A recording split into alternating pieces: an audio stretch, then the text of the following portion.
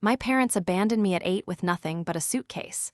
24 years later, the stranger who saved me died, leaving me millions. Now they've returned, suing for my inheritance. They think I'm a victim, but I'm a lawyer. Before we continue today's story, we have an urgent announcement to make. Due to technical issues, we are pivoting towards another channel. Please subscribe to our new channel, Kin and Karma.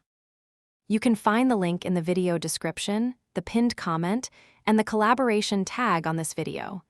Make sure to switch over now so you don't miss out. Thank you for your support. Now back to the story. The air in my office felt heavy, the kind of stillness that usually precedes a storm.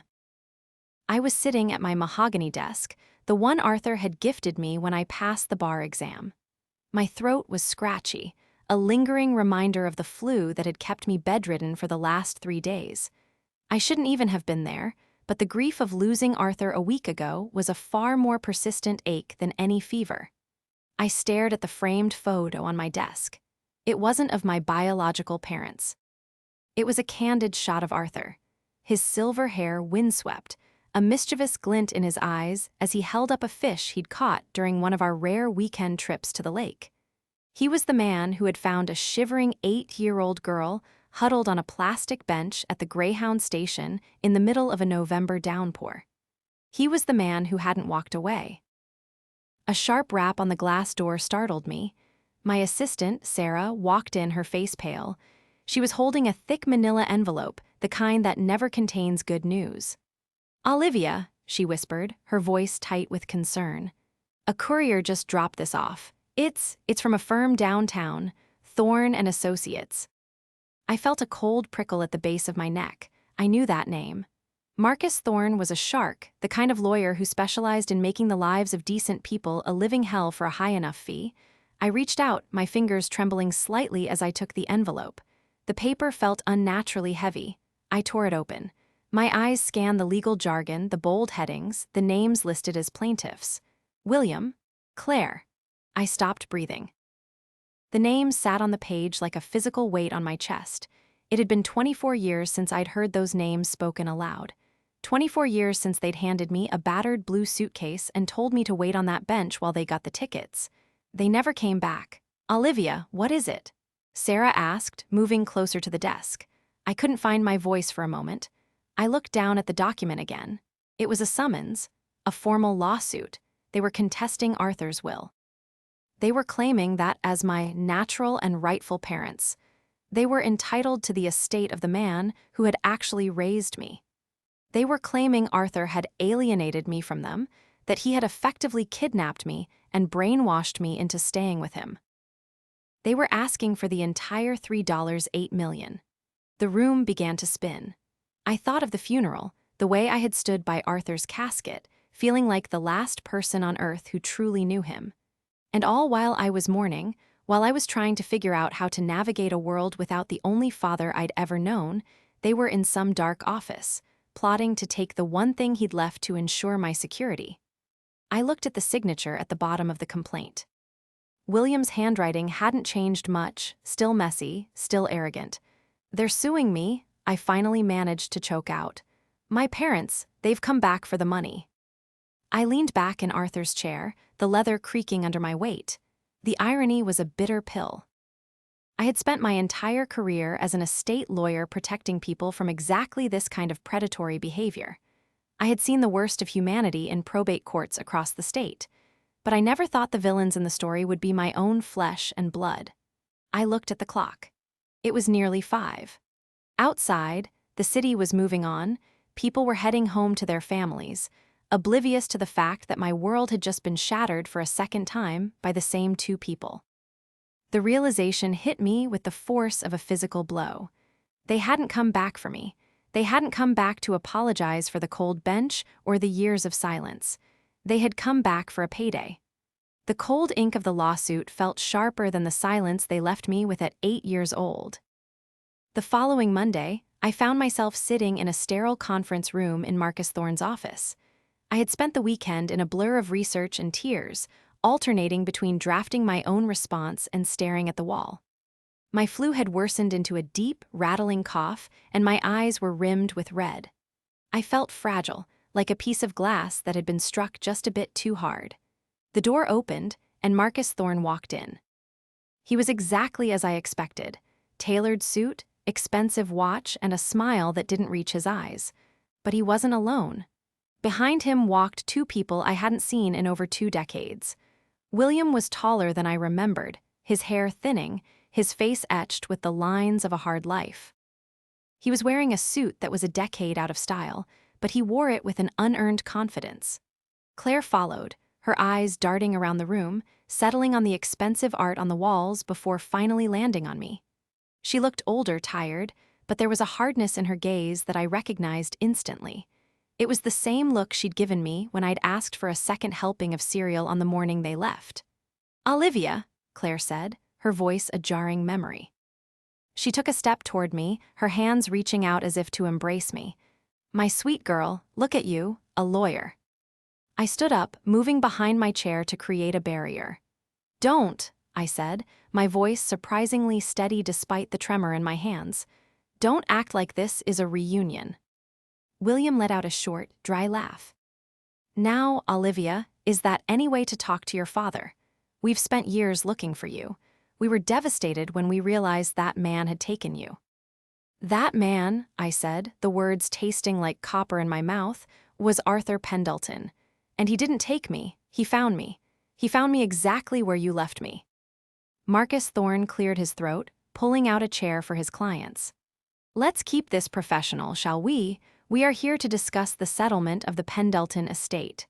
My clients feel, and the law supports them, that they were deprived of their daughter's company and support due to the interference of the deceased."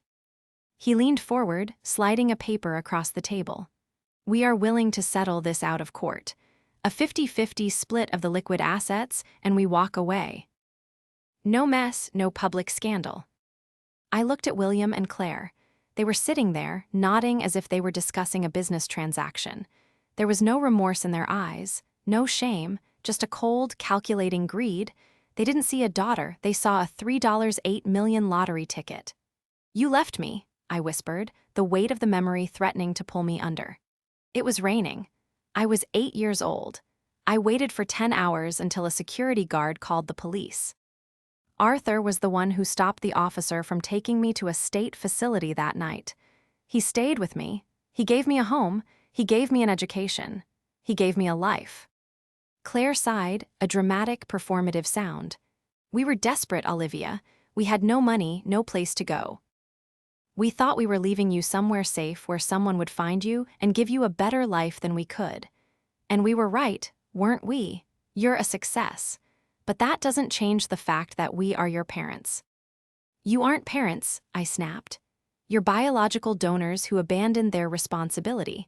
Arthur was my parent." William leaned back, a smug grin spreading across his face. "The law doesn't care about feelings, Olivia. It cares about blood. And Marcus here tells us that since there was never a formal adoption, since we never signed away our parental rights, we have a very strong case. You're a lawyer, you know how this works. You can fight us and lose everything to legal fees, or you can be smart." I looked at the three of them, the greedy parents and their predatory lawyer. They thought I was weak. They thought my grief made me an easy target. They saw my cough and my red eyes and assumed I was ready to fold just to make the pain stop. I looked down at the table, my mind racing. I thought of the decades I'd spent with Arthur.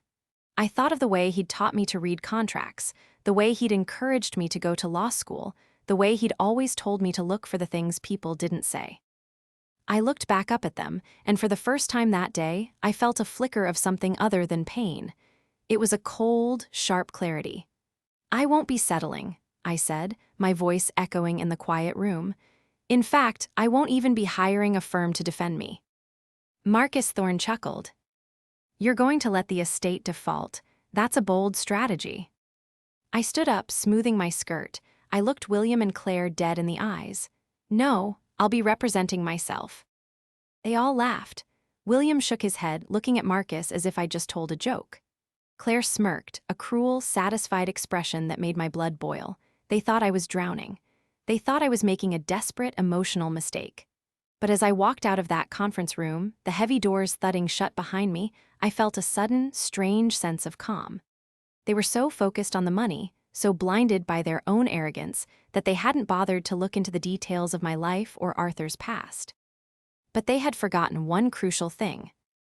The weeks leading up to the preliminary hearing were the most grueling of my life. Every time I closed my eyes, I saw that bus station. I saw the headlights of the cars reflecting in the puddles. I felt the scratchy wool of the blanket Arthur had bought for me from the station's gift shop that first night. Arthur hadn't just saved me, he had molded me. He was a retired history professor with a mind like a steel trap and a heart of gold. He didn't have much when we started, or so I thought. We lived in a modest 3-bedroom house filled with books and the smell of Earl Grey tea. He worked odd jobs and consulted while I went through school. He spent every penny he had on my tutors, my music lessons, and eventually my law school tuition. I remembered one night during my second year of law school when I was crying over a particularly difficult contracts case. Arthur had sat me down, handed me a mug of tea, and said, "Olivia, remember, the truth is usually hidden in the margins. People focus on the big words, the bold titles, but the power is in the footnotes. Never forget to read the fine print of a person's soul." He had sacrificed everything for me, or so it seemed. I never knew he had millions. He lived so simply. He wanted me to value hard work and integrity above all else. Finding out about the estate after he died was a shock, but it made sense. He wanted to make sure I was never vulnerable again. He wanted to make sure I never had to sit on a cold bench waiting for someone who was never coming back. And now, William and Claire wanted to strip that security away. I spent my nights in the courthouse library, digging through old records, filing motions, and preparing for the fight of my life. I knew I was being watched. Marcus Thorne's associates were constantly checking in on my filings, clearly looking for a weakness. I saw Marcus at the courthouse one morning. He was leaning against a marble pillar, looking like he owned the place. "Olivia," he called out, his voice smooth and condescending. "Still playing lawyer, I see. My clients are getting impatient. The offer is still on the table, though the split is now 60-40 in their favor. Stress is bad for the health, you know. You look tired." I adjusted my briefcase. "I'm fine, Marcus. I'm just preparing my discovery." "Discovery?" He laughed, a short, sharp sound. "What is there to discover? Your parents were poor, they were desperate, and a wealthy man took advantage of their situation to keep their child.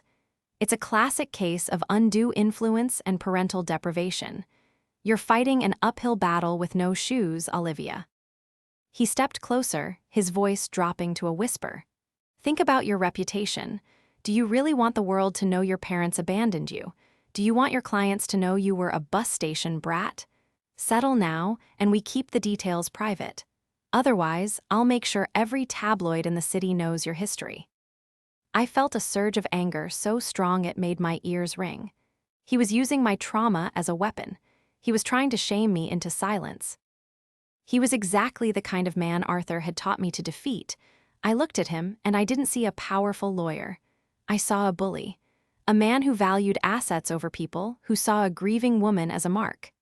"The details won't stay private, Marcus," I said, my voice low and dangerous. "But it won't be my history that people are talking about. It'll be yours and your clients."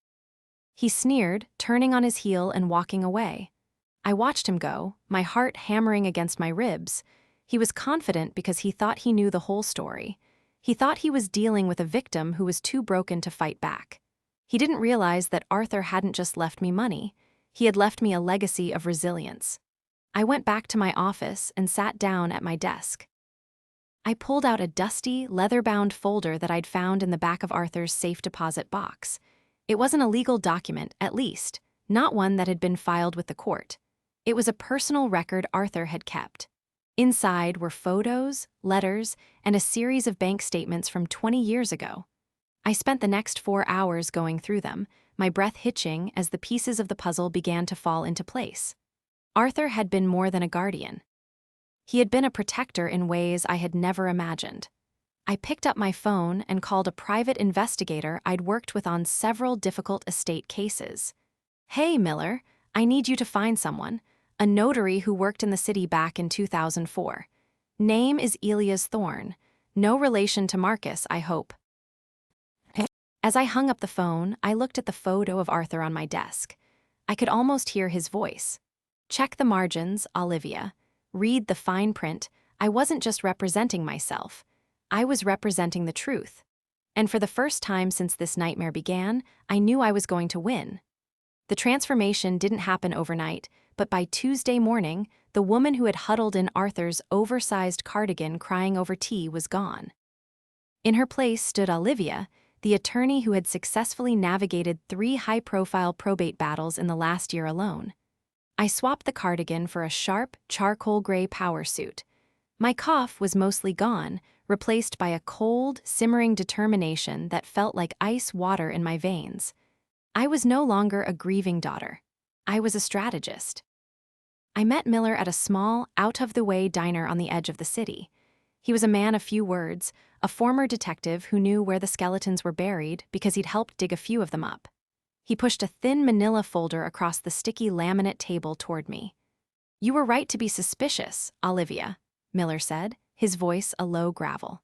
"Your parents, William and Claire, they haven't exactly been living the quiet life of regret they described in Thorne's office. I tracked their movements over the last 15 years. They've moved 6 times, always across state lines, and always ahead of a collection agency or a disgruntled business partner." I opened the folder. My eyes scanned the documents, eviction notices, a string of small claims court filings, and a particularly interesting police report from a town in Nevada. "What's this?" I asked, pointing to the report. "That," Miller said, leaning in, "is their previous attempt at a payday. About 10 years ago, they tried a similar stunt with a distant aunt of Claire's who passed away. They claimed they were her primary caregivers and contested her will, which left everything to a local animal shelter. They didn't win that one, but they made enough of a nuisance of themselves that the shelter's board paid them $20,000 just to go away and let the probate close." A wave of nausea rolled over me, but I pushed it down. So they're professional, lost relatives. They wait for a death notice, then swoop in like vultures. "Exactly," Miller nodded. "But here's the kicker. I found Elias, the notary you asked about." My heart skipped a beat, and he's retired, living in a nursing home in the valley. He's sharp as a tack, though. He remembers Arthur Pendleton. He said Arthur was a man who bought insurance for the soul. "I told him you were Arthur's daughter, and he agreed to see you. He has his old ledgers, Olivia. He kept copies of everything he notarized for 25 years. I felt a surge of adrenaline. If what I suspected was true, Arthur hadn't just taken me in out of the goodness of his heart, though he certainly had plenty of that. He had anticipated this exact moment. He had known that people like William and Claire don't just disappear. They lurk in the shadows, waiting for the light of a windfall to draw them out. I spent the rest of the day in the nursing home with Elias. He was a frail man with a memory like an encyclopedia. When I showed him the folder from Arthur's safe deposit box, he tapped a specific entry in his 2004 ledger with a trembling finger. "I remember this night," Elias whispered, his eyes clouded with age but bright with the memory. "Mr. Pendleton brought 2 people in, a man and a woman. They looked like they couldn't wait to leave. He had a suitcase with him, not a big one, but it was heavy. He told me it was a private settlement. He made them sign 3 copies of a document. He wanted to make sure that if they ever tried to come back for you, the law would have a very long memory." He pulled a yellowed, carbon copy sheet from his files and handed it to me. As I read the words, I felt a strange mixture of horror and profound gratitude. Arthur had been my shield even when I didn't know I needed one. I drove back to the city with the document locked in my briefcase. The clever trap was no longer just a theory, it was a physical piece of evidence. But I couldn't reveal it yet. In law, timing is as important as the evidence itself. I needed Marcus Thorne to commit to his narrative.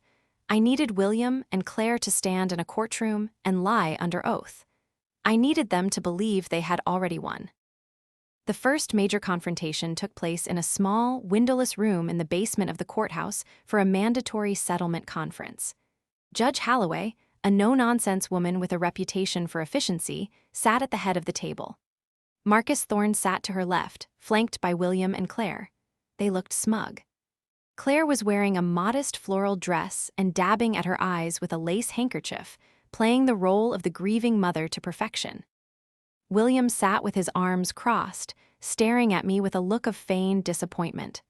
"Miss Brown," Judge Holloway said, looking at me over her spectacles, "you are representing yourself in this matter. Are you certain you wish to proceed without counsel? This is a significant estate, and the claims are serious." "I am certain, Your Honor," I said, my voice clear and projecting to the back of the room. Marcus Thorne smirked. "Your Honor, we believe this can be resolved quickly. My clients are simply seeking what is rightfully theirs as the biological parents of Olivia. They were in a state of extreme financial distress when they entrusted her to Mr. Pendleton. They never intended for it to be permanent. Mr. Pendleton used his wealth and influence to keep them away, effectively alienating the child from her natural protectors." He turned to me, his voice dripping with false sympathy. "Olivia, we understand you are hurt, but wouldn't it be better to honor your parents' struggle? They only want to make up for lost time. With this inheritance, you can finally be a family again." I looked at Claire. "Is that right, Claire? You want to be a family?" Claire sniffled. "Oh, Olivia. Every night for 24 years, I've prayed for this moment. We were so young, so scared. We thought Arthur was helping us, but he took you and threatened us if we ever tried to see you again. He told us he had friends in high places." I leaned forward, resting my elbows on the table. The silence in the room was absolute. "That's a very touching story. It's a shame it's a complete fabrication." William slammed his hand on the table. "Now listen here, girl. You don't talk to your mother that way. We're giving you a chance to do the right thing." "The right thing," I repeated, my voice dropping an octave. "Marcus, you mentioned financial distress in 2004. Would you say my parents were so desperate that they might have, I don't know, sold their interest in me?" Marcus laughed, a bark of genuine amusement. "That's an absurd allegation, Olivia.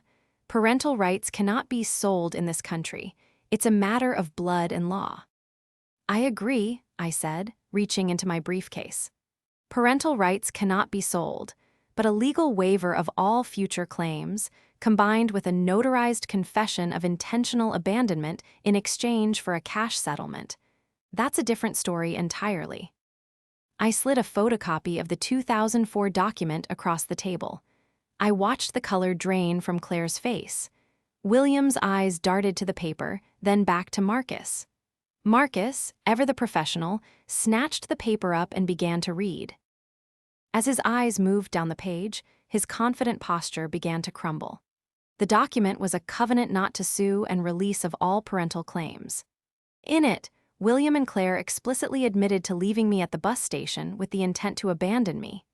It stated that in exchange for the sum of $50,000, cash, provided by Arthur Pendleton, they waived any and all future claims to my person, my custody, or any estate I might inherit or possess.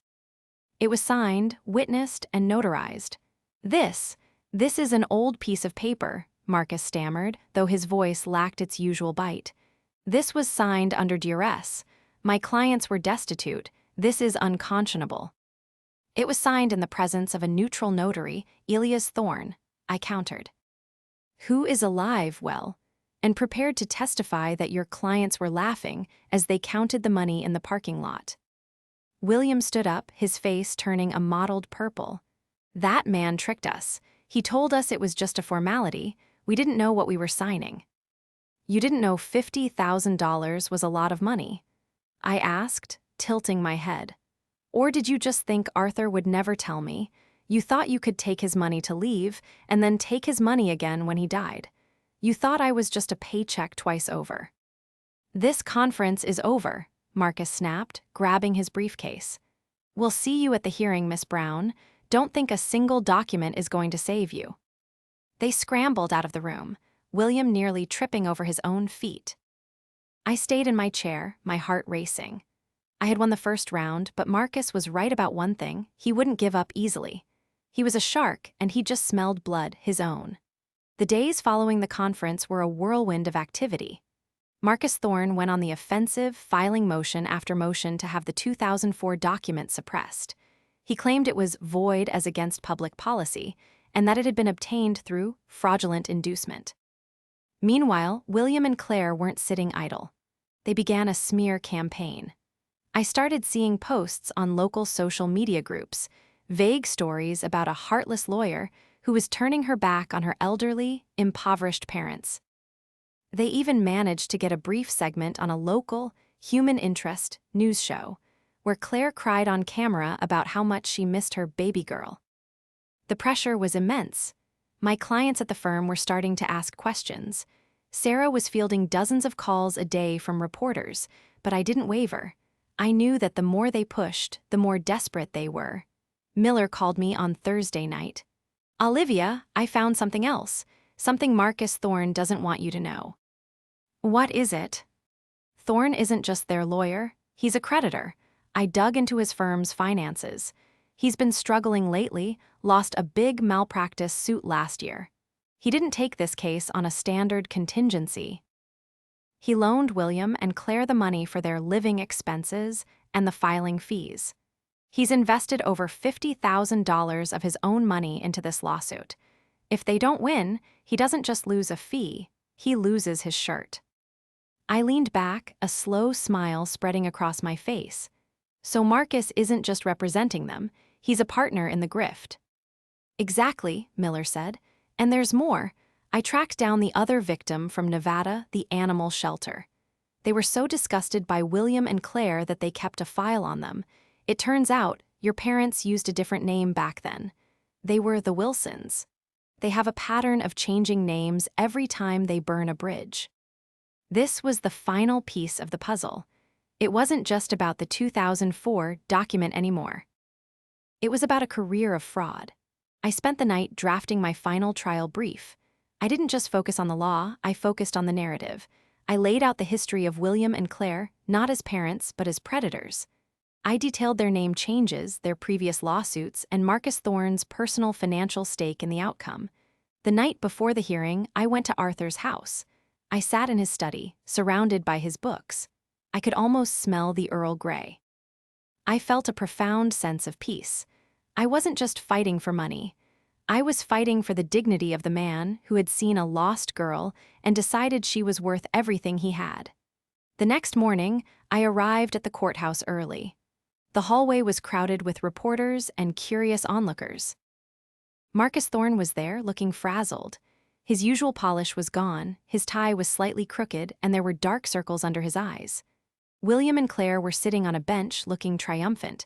They still thought they had a chance. They still thought their lies would hold up under the bright lights of a courtroom. As I walked past them, William leaned out and whispered, "Last chance, Olivia.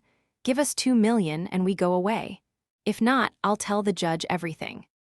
I'll tell her how you used to cry for us every night until Arthur told you we were dead. I'll make sure you never work in this town again." I stopped and looked down at him. He looked small, pitiful, a man who had spent his life trying to take things he hadn't earned. "William," I said, my voice calm and clear enough for the nearby reporters to hear, "you can tell the judge whatever you like, but I'd be careful. Perjury carries a much longer sentence than abandonment." I walked into the courtroom, the heavy oak doors closing behind me. The stage was set. The masks were about to come off. And for the first time in 24 years, I wasn't the little girl waiting for someone to come back. I was the one who had finally arrived. The courtroom was a cathedral of cold marble and polished oak, a space designed to dwarf the individual and elevate the law. I sat at the petitioner's table, my back straight, my hands clasped firmly in front of me. To my right, the gallery was packed. Reporters from the local papers sat with their pens poised, and a few familiar faces from the legal community watched with a mixture of curiosity and skepticism. They were all there to see the bus station attorney either ascend or crumble. At the respondents' table, Marcus Thorne looked like a man trying to outrun a landslide. He was whispering furiously to William and Claire, who were both dressed in their finest, impoverished, Sunday best. William caught my eye and winked, a gesture so arrogant it made my skin crawl. He still thought this was a game of theater, and he believed he was the better actor. "All rise," the bailiff intoned. Judge Holloway entered, her black robes billowing like a dark cloud. She took her seat, her expression unreadable. "We are here for the matter of the estate of Arthur Pendleton. Miss Brown, you have the floor for your opening statement and presentation of evidence." I stood up. The silence in the room was so thick I could hear the rhythmic ticking of the wall clock. I didn't look at my notes. I looked at the judge. "Your Honor," I began, my voice steady and resonant. "This case has been presented by the respondents as a story of a family torn apart by a wealthy predator. They have painted a picture of two desperate parents who were forced to part with their child, only to spend decades searching for her. They claim Arthur Pendleton was a kidnapper in a suit." I paused, turning slowly to look at William and Claire. But the law does not deal in paintings, it deals in facts. And the facts of this case are not found in the tears my biological mother has shed for the cameras. They are found in the paper trail of a 24-year grift. Marcus Thorne jumped to his feet. "Objection, inflammatory language." "Overruled," Holloway said sharply. "Continue, Miss Brown." "I would like to call my first witness," I said, "Mr. Elias Thorne." A hush fell over the room as the elderly notary was wheeled to the stand. With Miller's help, he had brought his original ledgers. Under my questioning, Elias recounted the night in 2004 with devastating clarity. He described how William and Claire had laughed while signing the document that traded their daughter for $50,000. "They didn't look like people losing a child," Elias whispered into the microphone, his voice echoing through the chamber. "They looked like people who had just won the lottery. The man, William, even asked if he could get the payment in hundreds because it looked better in a stack." I saw the reporters scribbling furiously. Claire buried her face in her hands, but I noticed she wasn't actually crying.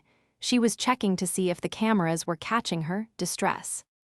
"Next," I said, "I would like to introduce Exhibit D. These are certified records from the state of Nevada." I walked over to Marcus's table and handed him the documents. I watched his eyes widen as he realized what I had found. "These records," I told the court, "detail a 2012 lawsuit filed by a William and Claire Wilson. The details are strikingly similar: a contested will, a claim of parental or familial deprivation, and a demand for a multi-million-dollar settlement. In that case, they were suing an animal shelter. Today, they are suing their own daughter." "This is irrelevant," Marcus shouted, his face turning a deep shade of red. "Past litigation has no bearing on the current standing of biological parental rights." "It has everything to do with intent, Your Honor," I countered. "It establishes a pattern of racketeering and fraud. It proves that William and Claire are not here because they love me. They are here because they are professional litigants who change their names as often as they change their stories." I turned my attention to the most important part of my strategy. I called Claire to the stand. She walked up with a performative limp, her eyes downcast. Marcus tried to lead her through a series of soft questions, but I saw the judge's patience wearing thin. When it was my turn to cross-examine, I didn't go for the jugular immediately. I started softly. "Claire," I said, standing near the witness box, "you've said you spent every day for 24 years looking for me. Is that correct?" "Every single day," she sobbed. "My heart was a hollow shell." "Then why," I asked, pulling a document from my pile, "did you file for a change of social security number and a new state ID under the name Claire Wilson only 3 months after you left me at the station? If you were looking for me, wouldn't you want to keep your name the same so the police, or I could find you?" She stammered, her eyes darting to William. We were hiding from creditors. We had to start over." "And did starting over involve taking $50,000 from Arthur Pendleton?" "He forced us," she cried. "He said he'd call the police on us for child abandonment if we didn't take the money and sign that paper." "So you took the money to avoid the consequences of abandoning your child?" I asked. "You chose a payout over your daughter's safety." "It wasn't like that." And what about Marcus Thorne? I asked, shifting gears. How are you paying for his services, Claire? We know you claim to be destitute. He's helping us out of the goodness of his heart, she lied. Your Honor, I said, turning to the bench. I have a subpoenaed bank record from Thorne and Associates. It shows a series of personal loans made by Mr. Thorne to the respondents totaling $58,000. This isn't a legal representation, it's a joint venture. Mr. Thorne is a primary stakeholder in this fraud. He didn't take this case to seek justice. He took it to recoup his own failing firm's losses. The courtroom erupted. Judge Holloway banged her gavel with a force that sounded like a gunshot. Order! I will have order in this court. Marcus Thorne looked like he wanted to vanish through the floorboards. William was on his feet now, shouting something unintelligible at me. But the most powerful moment came from someone I hadn't expected to speak. Sitting in the back row was a young man, barely 20, who had been traveling with William and Claire. I had assumed he was just a hired driver or a distant relative. He stood up, his face pale and his eyes filled with a sudden, sharp clarity.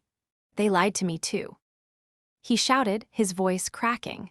This was Leo, my half-brother I had only recently discovered through Miller's research. He had been told I was a greedy sister who had stolen their family's rightful inheritance. They told me you were the villain, Olivia. They said if we won this, we'd finally have a home. He looked at William and Claire with a look of pure disgust. You used me as a prop, just like you used her. Leo turned and walked out of the courtroom, the heavy doors thudding behind him. The silence that followed was absolute. The family William and Claire had tried to project had shattered in front of the entire world. I looked at my biological parents. They weren't smirking anymore. They looked small, withered, and exposed. The truth hadn't just defeated them, it had stripped them bare. The judge's ruling was swifter and more scathing than I could have hoped for. She didn't just dismiss the case. She ordered Marcus Thorne to be investigated by the State Bar Association for unethical conduct and personal financial entanglement with his clients. Furthermore, she referred the matter of William and Claire to the district attorney's office for investigation into fraud and perjury. In 20 years on the bench, Judge Holloway had said, looking directly at William and Claire, I have rarely seen a more cynical or calculated attempt to weaponize the legal system against the very person you were meant to protect. This court finds the 2004 agreement to be a valid reflection of your intent. You didn't lose a daughter, you sold a burden. You have no claim to this estate, and frankly, you have no claim to the title of parents. As the courtroom cleared, I stayed at my table for a long time. The weight that had been on my shoulders for 24 years, the weight of wondering if I was the reason they left, the weight of the bus station girl, finally lifted. A week later, I stood in Arthur's study. The afternoon sun was streaming through the windows, illuminating the dust motes dancing in the air. The $3.8 million was secure, but the money felt secondary to the peace I felt. I had used a portion of the funds to set up a trust for Leo. He was a victim in this too, and I wanted to make sure he had the education and support William and Claire would never provide. We had spoken briefly on the phone. It would take time to build a relationship, but for the first time, I had a brother.